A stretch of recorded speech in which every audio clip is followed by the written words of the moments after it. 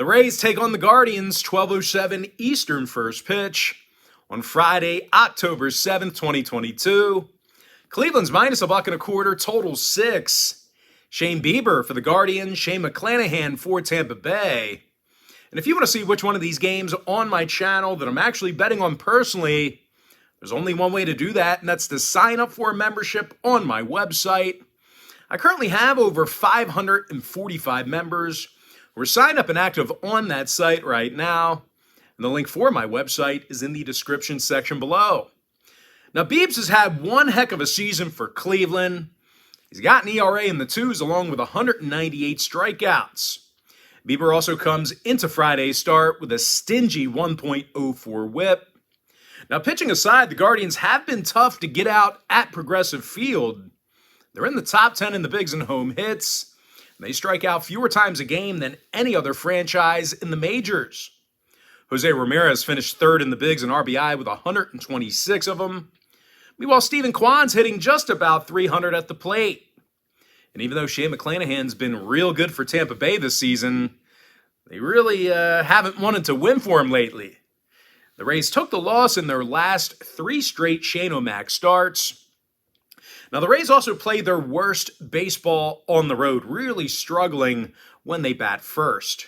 They actually have a .432 win percentage in their travels this year, and they've been little threat hitting for power. Not a lot of homers for these guys. And as a matter of fact, Tampa Bay's in the bottom 5 in the majors in home runs per contest.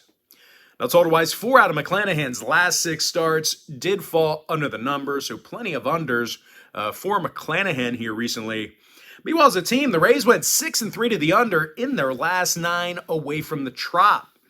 Meanwhile, Cleveland, on the other side, they went 70% to the under in their last 10 Shane Bieber starts. Plenty of unders when Bieber takes the mound. I'm going to lean toward Cleveland, minus $1.25, under 6. Next matchup, it is going to be Phillies, Cardinals, 2:07 East. The Cards are minus $1.20, total 6.5. Miles Mikolas for St. Louis, Zach Wheeler for Philadelphia. And with the Cardinals, I really feel like if you pitch around Paul Goldschmidt, don't get yourself in too much trouble, you're going to have a chance to win. He's going to single-handedly hurt you. So if you're able to manage Goldschmidt, it's a pretty good formula for success. And certainly Zach Wheeler does have the ability to shut these guys down. He went 12-7 this year with an ERA of 2.82. Now, Wheeler also fanned 163 batters, and he has a 1.03 whip. And even though the Cardinals are known for their hitting, it's been Philadelphia who's been pounding the baseball all season long as well. These guys are in the top 10 in scoring, and they're hitting more home runs a game on average than St. Louis. And of course, Kyle Schwarber, he's got a lot to do with, what I just said there. Schwarber led the National League in homers with 46 of them. Meanwhile, Rhys Hoskins quietly finished the season with 30 bombs and 79 ribbies. All the attention was on Schwarber, but Hoskins really a good year hitting for power, pretty good OPS as well. And even though the Phils have to face Miles Mikolas for the Cardinals on the mound, well, this St. Louis pitching staff as a whole, they're actually dead last in the majors in strikeouts per 9. They don't strike a whole lot of batters out. So if they can kind of get to this bullpen, I think they'll be in good shape. Now, offensively, as good as St. Louis has been, the Cards have actually had a tough time with Phillies pitching here recently. They're averaging under 3.3 runs a game in their last 10 meetings with Philadelphia. When it comes to the total, really tough to see this one getting over the number, in my opinion. 9 out of these teams' last 10 meetings fell under the line. Meanwhile, Philadelphia, they went 8-4 to the under in their last dozen Zach Wheeler starts. I'm going to lean toward Philadelphia plus $1, under 6.5. Next ball game I have for you, it is going to be Mariners taking on the Blue Jays, 4:07 Eastern first pitch in Canada. Toronto's minus $1.45, total 7 runs. Alek Manoah for Toronto, Luis Castillo for Seattle. Now, Castillo finished the season with an ERA in the 2s. And just remember here, guys, he pitched for Cincinnati and Seattle this year. So a lot of folks are probably going to, be looking either at his Mariner stats or his Cincinnati stats. These are numbers combined, okay? So my numbers might be different than yours, but mine are right. Mine are his combined numbers for the entire season. Now, Castillo struck out 167 total batters this year, and he had a combined whip of just 1.08.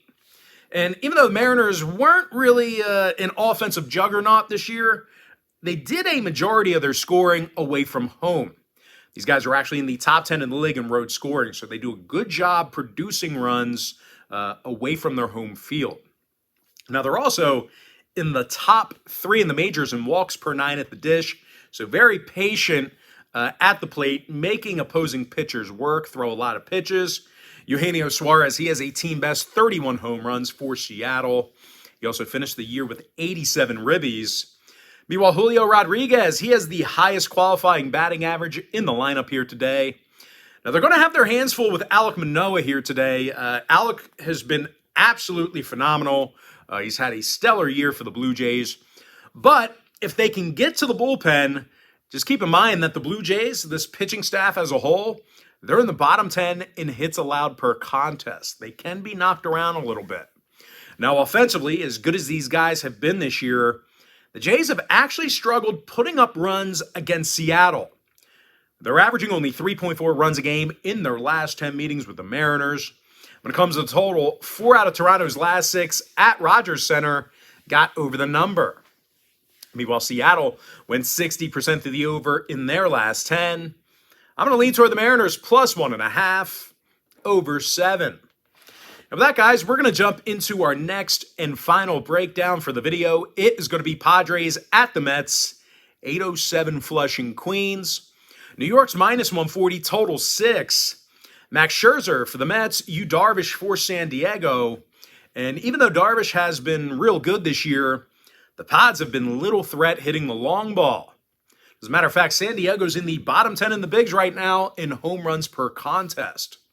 They're also going to have to face Max Scherzer, who's been amongst the best in the game. Max went 11-5 this year with an ERA of 2.29. He also comes into Friday's start with a stingy .98 whip.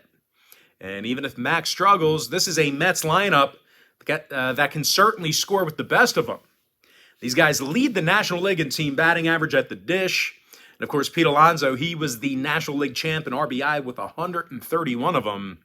And for those who don't know, this is a guy that I really, you don't hear a lot about for some reason, unless you watch MLB Network every morning religiously like I do.